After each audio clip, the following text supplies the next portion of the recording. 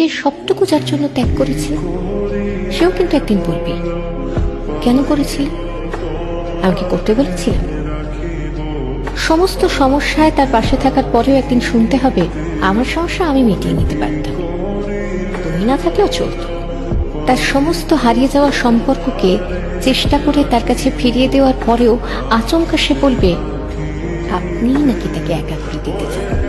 একটা দিন নিজের মতো চাইলেও ব্যস্ততার অজুহাত এসে দাঁড়াবে প্রাচীরের মতো।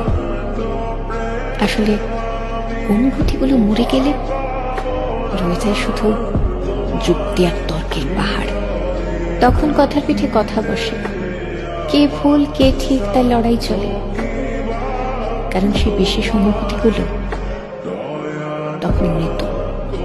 তাই যার জন্য সব ছাড়ছেন সেও একদিন বলবে, স্বার্থপর। সেটা বুঝে নিয়েই ত্যাগ করুন, কষ্ট কম পাবেন।